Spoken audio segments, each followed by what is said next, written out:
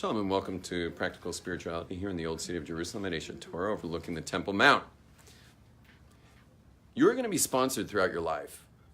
People are going to be paying you money for nothing because in the end you're going to be doing stuff. Everything you'll do, every service you'll ever offer is your pleasure. And raise your hand in the room if you ever did something for somebody that was a hassle. You did something for somebody that was a hassle. That's it. Raise your hand if it was a hassle. And you did something for somebody. Keep your hand up. What is this? Give a vav. I don't want an L. Okay, give a vav. You did something for somebody. Okay, keep your hands up if you can think of doing something for somebody who was quite random. I mean, it wasn't a close friend or family member. It was someone who was a bit random. Might have been you took them where they needed to go, but you all done something for someone quite random. Very good. And keep your hands up. Keep your hands up if it was a pleasure. It was a pleasure. Okay? And the same people that have their hand up, you just thought of the wrong person. So the same people keep their hand up because it is your pleasure. People are going to be doing stuff for each other in this world, and it's our pleasure to do that. And if you figure out, which I bless you to figure out what service you can offer this world, it's your pleasure. The fact that someone hands you money for that service is their pleasure. It's your pleasure too. You know, what a blessing that someone will actually hand you money for a service you provided, because you know, how do you know you found your spot in the service you're meant to provide? Is that you do it even if they didn't hand you money. And by the way, for those of you who are complaining about the amount of money you're handed for your services, don't focus on the amount of money, just focus on the service. Fix it, make your service better, make it broader, make it more thorough. You're never to focus on the amount of money you're making for the services you render. Your only job is to focus on the service you're rendering. Stay focused all the time on the service that you bring to the world. It's your pleasure with or without the money. The fact that you get paid for the service you render is a bonus for the difference you make in the world. Because making a difference in this world is oxygen. It's life or death. People who don't make a difference in the world can't get out of bed. It's one of the major sources of depression, especially in young men. Or even older men who never found it. Older men. Making a difference in this world is your service. The reason why women don't suffer depression the same way over this as men is because built into them is one of the most major purposes. And that's the ability to have and raise children. It's built in you. Your life is automatically 10 times more meaningful than any man in this room.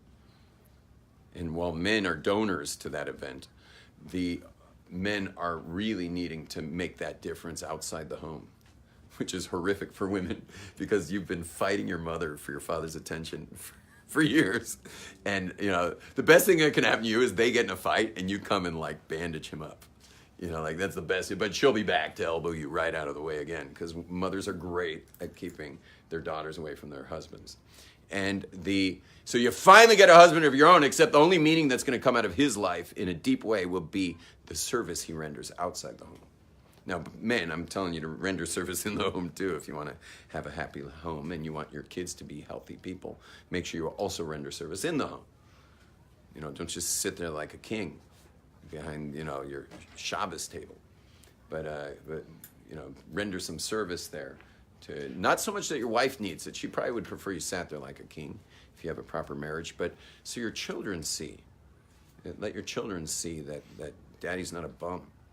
You know, that he gets up and helps serve something, or maybe helps cook something for Shabbos, or clean something before Shabbos.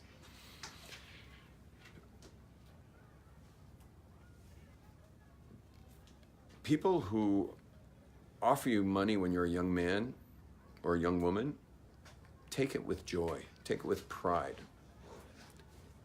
People who are too proud to take money when they're young, first of all, they're not going to amount to anything because you need training.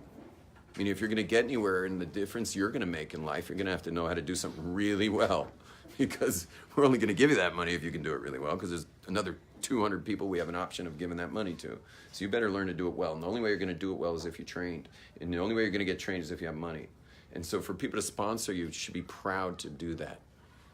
Let people give you money. You're young. And when you get money, when you're older, give young people money. I sponsor young people in all kinds of things.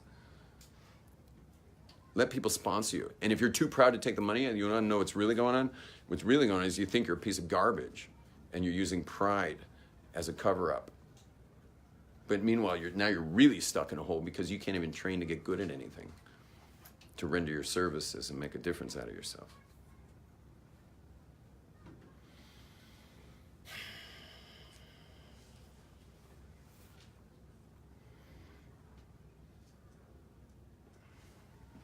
The whole time you're being sponsored anyway.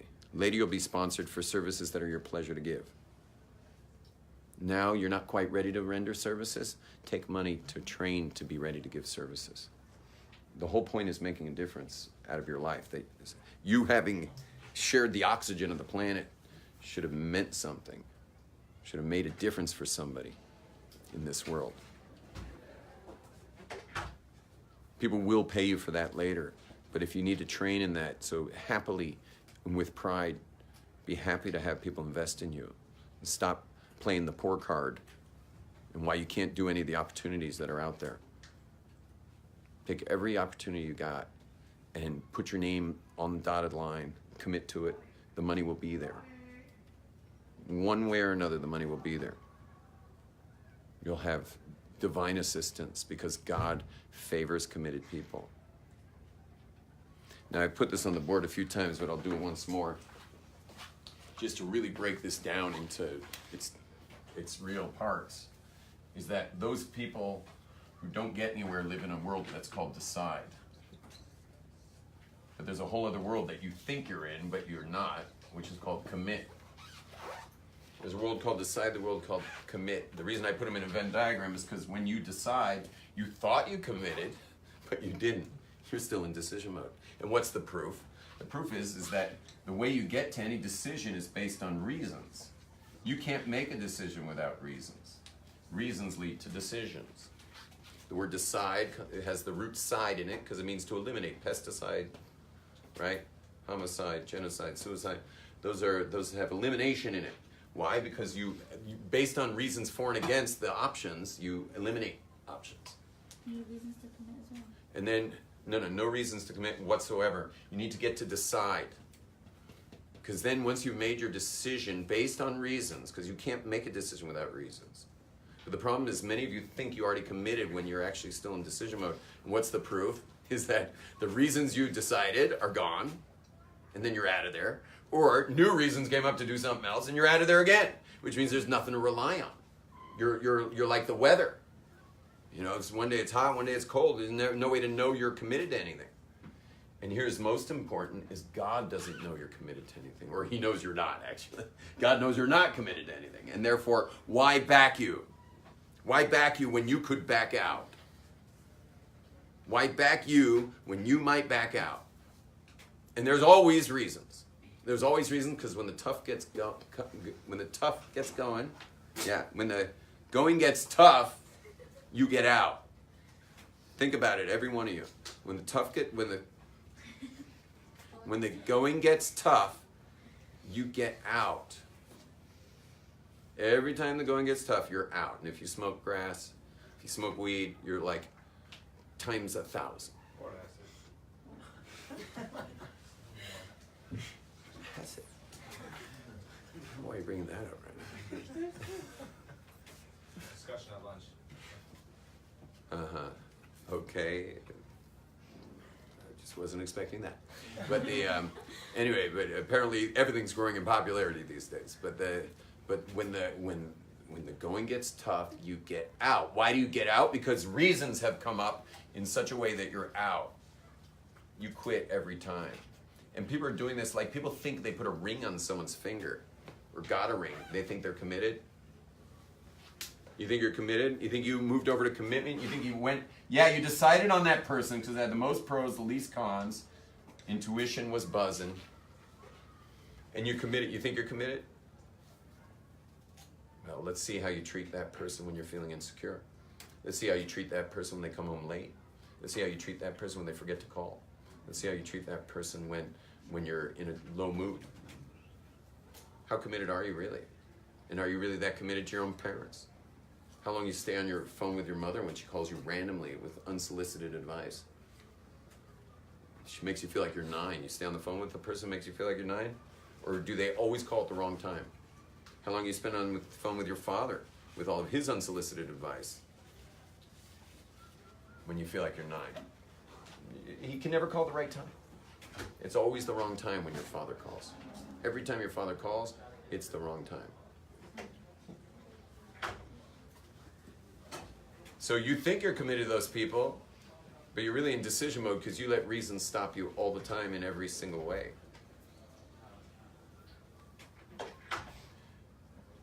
Now, how does the flow chart work? You go from reasons to decisions. From decisions, you go to what? Commitments. Once you're in commitment mode, is there anything underneath there? Everyone try the Spanish word nada. Try nada. Nada. What does nada mean? Nothing. There's nothing under there. These are the words. These are the famous words that people love to use these days. I'm what?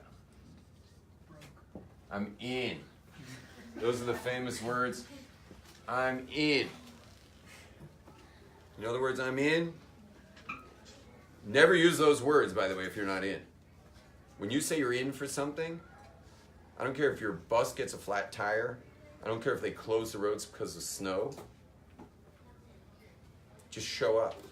Because you said you're in, you show up no matter what. Become that person. Become the kind of person that when she or he says I'm in, that people can count on that.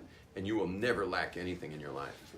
You will always have what's called LSD, which stands for Large Siyata Dishmaya.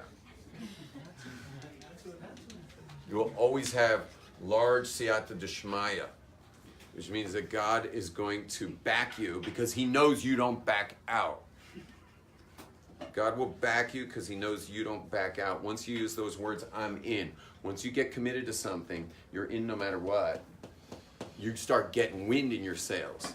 Things start working out. You start living a successful life because you're committed to something. When you live committed to something, there's a difference you make. When you're in decision mode, you make no difference because we can't count on you making that difference. And therefore, you're not the kind of person anyone expects anything out of. And that's not very healthy either. Because obviously you all want to be self-generated, but you can't be self-generated every day. We all have ups and downs. So when you're in a non-self-generated day, everyone else is going to generate you because they know you make a difference. You're someone who commits to things. So that even on a day where you can't really do much from within, everyone will create it for you from without because you're known already as someone who's a committed type of person. When you say you're in, you're in. Hi ladies, there's 2 seats right here. You can even put them together if you want. No, sorry, we're just here for a few minutes. Oh, you're from that last group I just taught? Or there's a group of women over there. Okay.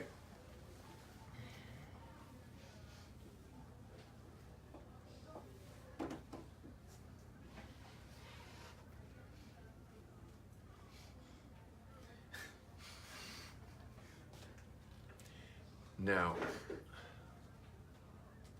I think I've made my point enough clear here. Large Siyata Dishmaya comes to people who are committed people. People who are in. Let's practice it in a song. Everyone try the words, I'm in. I'm in. You ready? So it goes like this.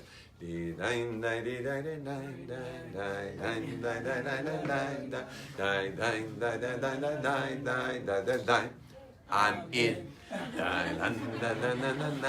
Try it again. Everyone try it. Think of something you're in for. I don't know. You're Judaism. I'm in. Okay, you got it? So, but you want to think about your life. Like, what are you really in for? And if you're not in, get in. Meaning figure out what you got to do to get in. I know people who are not in their Judaism. But every time I speak to them privately for 15 minutes, it becomes all too clear that they're missing major, like giant areas of information. They're just missing a lot. They were raised observant and like stuff went wrong here, there, and everywhere. And they had no one to blame but God. And so they're out. But they're just missing major parts of understanding of things. Meaning they don't even realize that your belief in God counts. I'm going to say something very deep right now. Ready for this? Ladies, ready for this deep one? Your belief in God revolves the foundations of your true belief in God as an adult requires that you suffer. Your belief in God as an adult requires that you suffer. Because only someone who suffers starts asking important questions. I've met so many kids who are protected by their parents so intensely, usually in the more Haredi circles. They were so protected by their parents, so overprotected, especially the Hasidic European ones, post-war Europeans. So now their kids are like teens and stuff, and young 20s. I know kids who are so overprotected that they have almost no belief in God because they never got hurt. They never touched the edge of life that all the questions start coming to. You need to touch something, and it needs to touch you back with a fist. Meaning you gotta push some limit in a way that you get punched. And then you start to understand a little bit of where you live. And you can start asking important questions because you're suffering, a black eye from, I don't mean literally a black eye. No one should get punched here. I bless you all not to get punched, especially with Purim coming. Where getting punched increases, the chance of getting punched increases by like 300%. But I bless you, and I bless you, no altercation whatsoever on Purim. It should just be only joy, peace, and love. So how many times have you been punched on Purim? I got punched last week.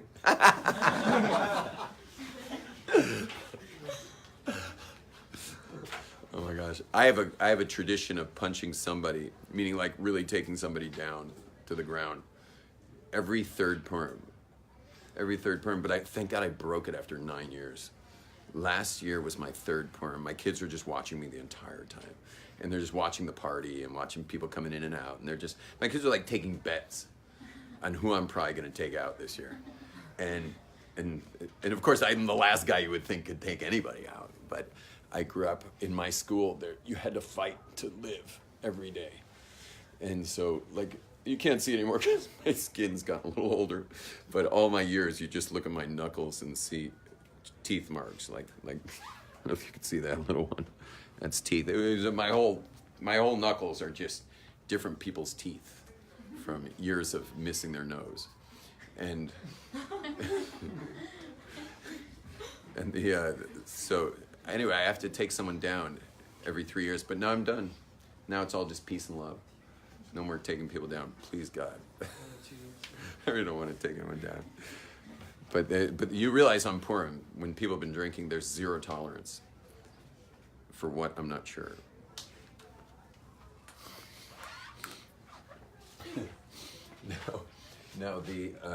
Anyway, but this place of being in, that's where the power is. You gotta suffer a little to get in. To get in, you got to suffer a little, because what happens if all you people who've had your nose wiped for you since you're a little kid, it's really hard to commit to anything because you just, even the slightest suffering, you're already running the other way, and you don't know how to stick to something without. When you commit to something, it's fraught with danger. And the funny thing is that all of you are going to get married, hopefully in the next year soon, and you're going to be suffering so badly because part of marriage is tremendous suffering. And that's why you have to be in wedlock or you'd be out. Notice, I'll give you an easy proof, but I don't think we have anyone raised secular in this room. Anyone here is raised secular? No one here is raised secular? We're at Ephes? Like we met. Yeah, but you don't count. You're part of the furniture here. No one here was raised secular? Not one person? You were raised secular? Sort of. That doesn't count. Yeah, but your family made Shabbos and everything? Yeah. Hey, we finally made it. Like, instead of 98% of the class being raised observant, now it's 100%. Oh, he was definitely raised observant, this guy. Forget it. Hey, you missed the LSD part. That was part of the class. So, you were the one with the comment, right? Yes, I was the one with the comment. Yeah. You had a question, by the way. I did. What was it? Regarding what you said before, when you're doing your passion, and then you say you make money, and then you're not exactly excited with the money. How do you? I said if the money isn't enough. Right. So basically look at your services. Don't look at the money. Services. So, just long story short, I deal with this guy that has dementia, right? Then she decided she wanted to start paying me. For some reason, the whole thing of it changed because how would we go back and fully go back to doing it just because I want to do the mitzvah and I want to help? Why did everything change with you getting money? What changed? That's what I don't know. I don't know what it was that. You need to do some work on yourself. that Yeah, you got to do some work on yourself and get your self-worth built up. What does the self-worth have to do with her deciding to pay me? How much you pay an hour? 50 shekels? Move it to 100. I don't want more money. You, That's what I'm saying. I lost. what'd you lose? I lost the true want to do the mitzvah because of the money I got involved. No, you didn't. You think that's what happened. I'll tell you what happened. What happened was someone started paying you for your worth. Not your intrinsic worth, but the worth of your handiwork. And it started freaking you out. Because you have an issue with money. And guess what? So does everyone else in this room. And none of us feel worth anything, really. And so, you know how long it's taken me to feel worth the money that people pay me? And I'm telling you, I'm not there yet. I'm still not there yet. Money and self-worth are so wrapped up, you have no idea, and especially in men. It's totally, we all have our wires totally crossed. And a lot of us are allergic to money.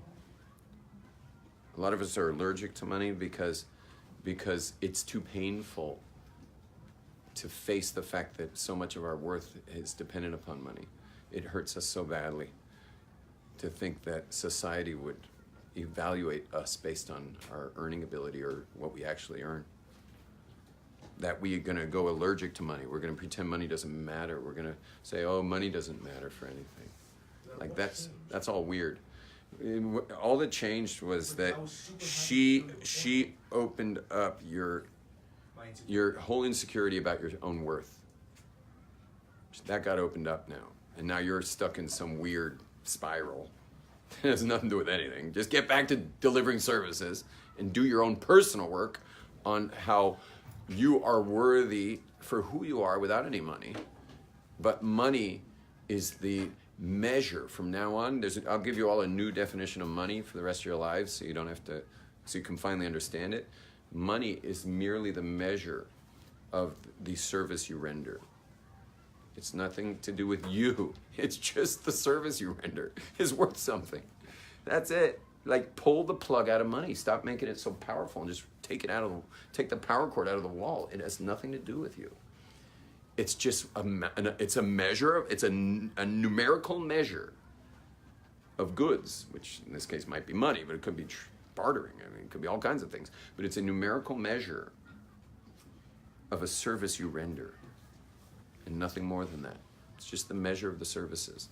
Thank you for that. You're welcome. Sorry to get so personal without us being in the seminar context. Normally I would never talk to somebody like that until he told me he was in and we're in the seminar. But I figured you could hack it. No, I appreciate that. Thank you. Yeah. Is that why, like, when rich people like go broke or lose all their money, it's like a very easy time getting back on their feet? And, like, People who have the right context of it, I mean, you see, like, people that when they have the right context for money, they just get right back up. It's amazing. I know people go bankrupt and you can find them 30 years later and they're like on food stamps. And then you'll find someone else. I know a guy who went bankrupt 5 different times. Every time I'd call him, I'd say, I hope, not every time, one time I called him, because I only met him after like the 4th bankruptcy. And I said to him, hi, I heard you went bankrupt, so I just want to offer my, a little comfort. Rabbi Glaser, call him from Jerusalem, this guy in Toronto. I'm like, I hope you're doing okay, and bouncing back. And he's like, hey, that bankruptcy had nothing to do with me. And he's like, wait, you think I invest my own money? I'm an entrepreneur. That was his answer. That also in the end, I'm an entrepreneur. Meaning I come up with business ideas, I take people's money, put them in the ideas, and they win, they lose. Like, so far they lost. Then he started something else, went bankrupt, and then he started something else. He did so well that he moved his entire family and built a home here in Eretz Yisrael. I'm not mentioning the city because I've said too much already. So, but he lives here in Eretz Yisrael with his family, Baruch Hashem, and counts his money. Whereas I could literally split screen it with someone who went bankrupt and that was it. because self-worth has everything to do with money. I know another guy, you want to hear a crazy story? This is really crazy. This was a guy in his 60s who came to Israel on a trip in his 60s, meets Rav Noach Weinberg of Eshet Torah Zatzal. And this, oh, sorry. He goes bankrupt, loses his money, comes on a trip, meets Rav Noach Weinberg. And this guy's from a family that everything, your entire worth is whatever your bank account says. That's who you are. Like, it's not just what you're, it's who you are.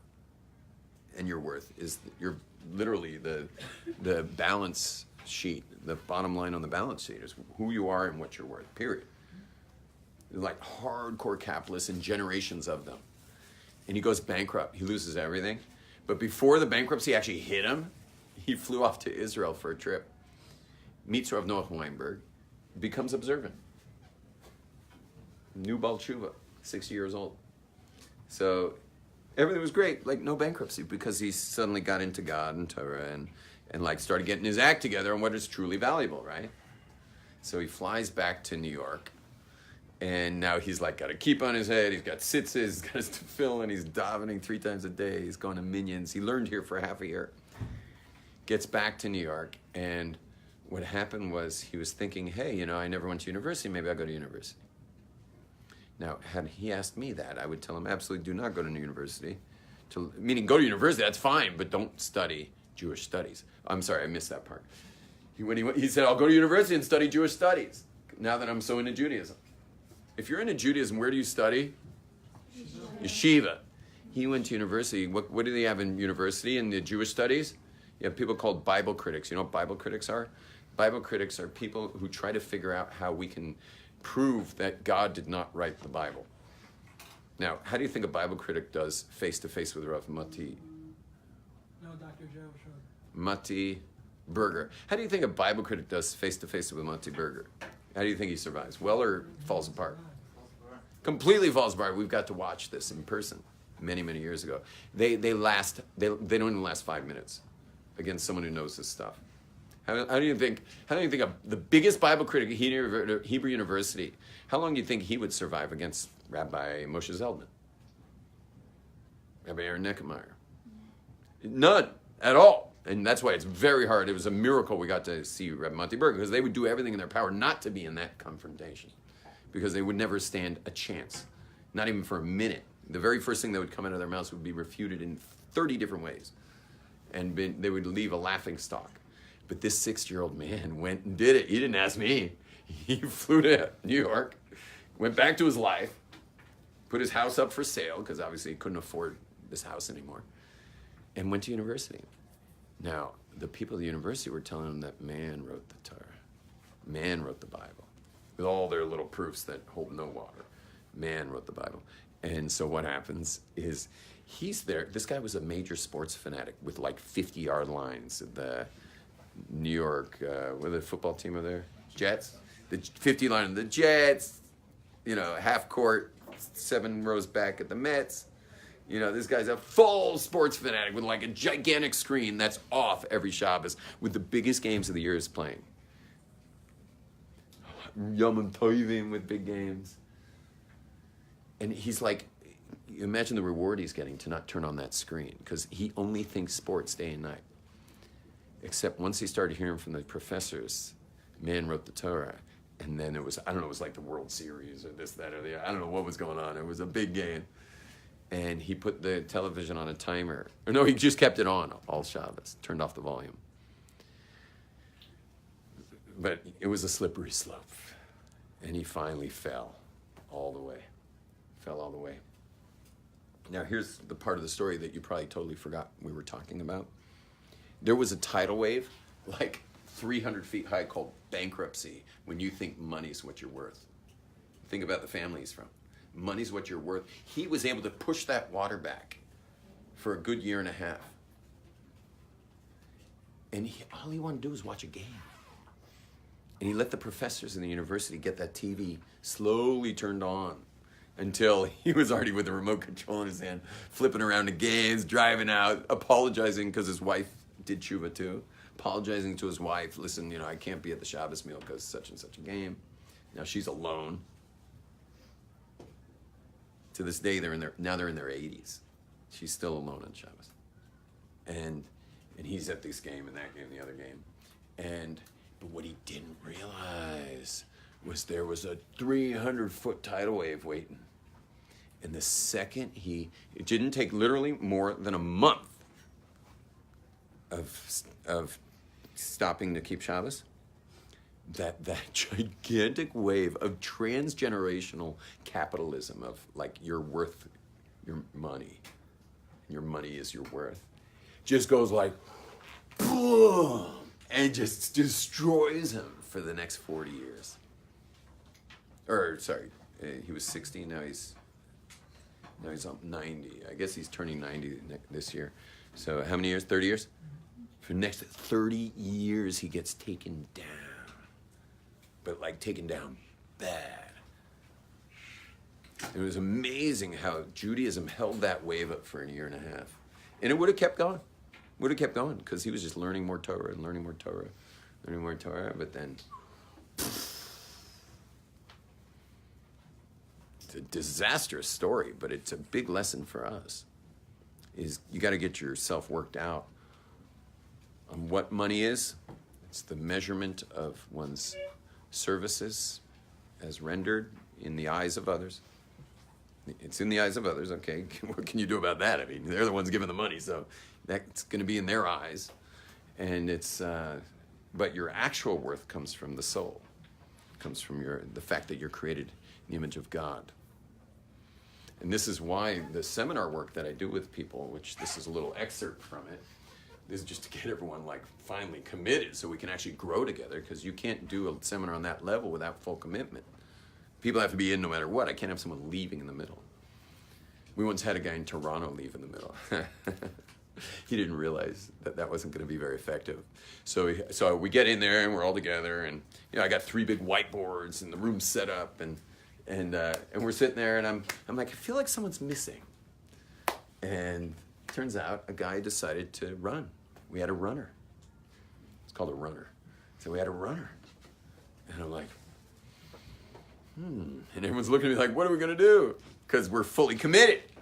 So it turned out his wife was simultaneously doing the seminar in the daytime. This was night. The men were at night, the women were by day. Called his wife. She said, I tried. He's not coming.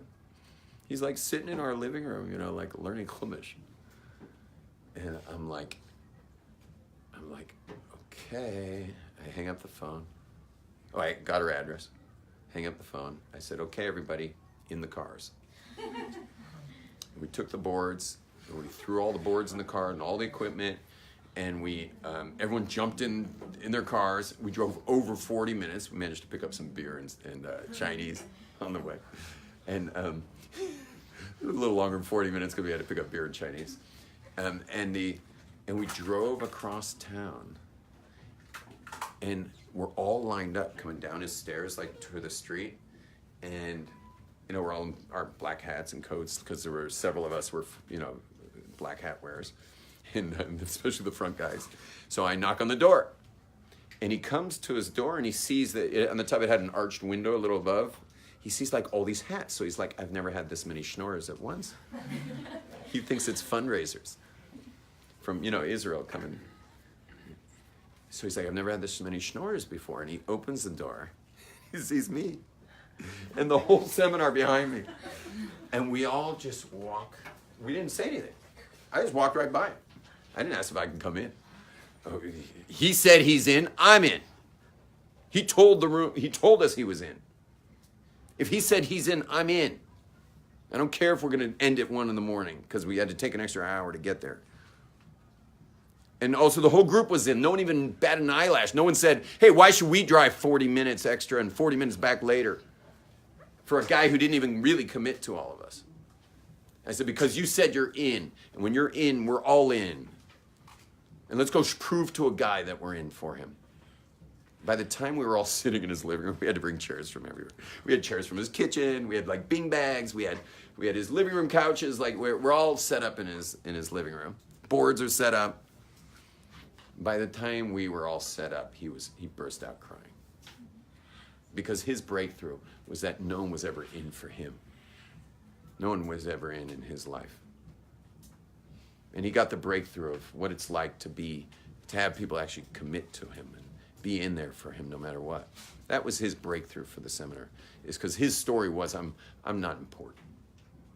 That was his deep story. That was the narrative of his life, where he literally lived his whole life seeing through the eyes of I don't matter. And all of a sudden, for the first time, he saw how much he mattered. It was a powerful, powerful moment. You know, since we're on the subject, I get a runner like once a year. And it's always super powerful. Like, it's always like, I know when there's a runner, like we're about to have like the most powerful seminar ever. Because we're not going to go on, we don't go on without him. It's just the rule. We're not going on without him. And so I made the mistake of running the seminar. No offense if you're from LA listening to this, but I made the mistake of running the seminar once in Los Angeles. Now, can I tell you a little rule of thumb in Los Angeles? You can find this, by the way, on the web under the personality disorder called narcissist. So I ran the seminar in LA, and so I'll just tell you the rule of thumb instead of the fancy word narcissist. The rule in LA is you only do what feels good. You only do what feels good. I know that's also in the Webster's Dictionary under the definition of children. Because think about it, what are your lives, everybody? How can you categorize your life? You do stuff that feels good, and you do stuff that doesn't feel good. And that's how you get somewhere. The stuff that feels good, I suggest creating as a reward for the stuff that doesn't feel good. Create the stuff that feels good as your reward for all the stuff you have to do that doesn't feel good. But if you ever want to make anything of yourself, you better get used to stuff that doesn't feel good. But here I was running my seminar, which does not feel good. It's very difficult. It's a painful week. Here I was running in LA. Like, I don't know how I got convinced, but I guess I left LA so many years prior that I forgot about this whole issue. Guess how many runners I had out of 30 people? I had 5 runners out of 30. I mean, I'm lucky to get a runner a year out of like hundreds of participants. I get a runner a year. 30 people, I have 5 runners. And guess what? If you're a runner, you better have a damn good reason to why you're running, because I'm going to beat it. No matter how good it is, I will win the conversation. Guess what? All 5 had the same exact reason why they ran. You ready why?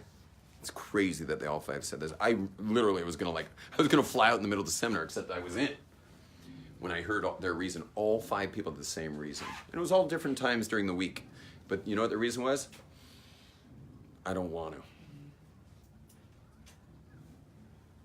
I don't want to. One of the women was like 32 and single, and I was like, so when you get married and you have a diaper to change, but you don't want to?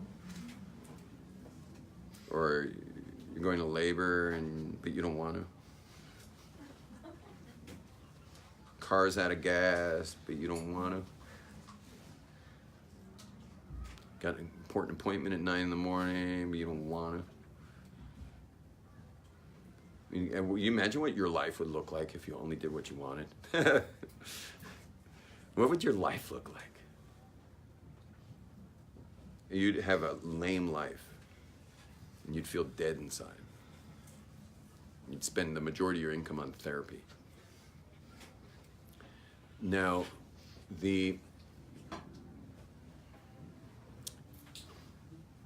why am I talking about that? I don't know. Oh, we're talking about runners. Yeah, sorry.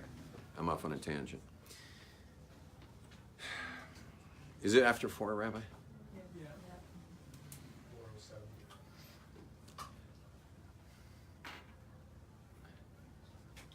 Let people sponsor you. Let people develop you. Take money with pride. Take money with pride when you're young. If it builds you, and when you have money, when you're older and you have money, build others with your money. It's our pleasure to give. The services we render are our pleasure. The fact that you get paid is merely a measure of what someone else saw it's worth. You have complaints about the money you're making, focus on the service. See if you can somehow optimize your service in a way that people would give more for it.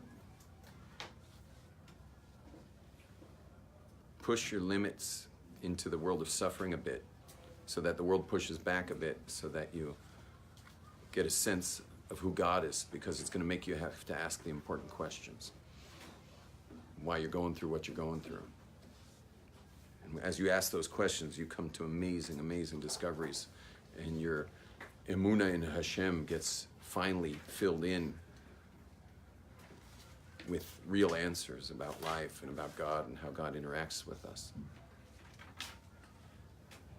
Also become knowledgeable in Judaism such that you're not in doubt all the time and feeling the struggle of even keeping basic Jewish tradition. You shouldn't have to struggle that. You can study. Spend time studying so the basics are in your back pocket. And be committed in your lives. If you want to see large siyata d'shmaya in your life, if you want to get real siyata d'shmaya, if you want God to blow his divine wind into your sails, put your whole being into stuff. When you're in all the way. Go all the way with things. And you'll see that you'll live a very, very successful life. May you be blessed. Amen. So.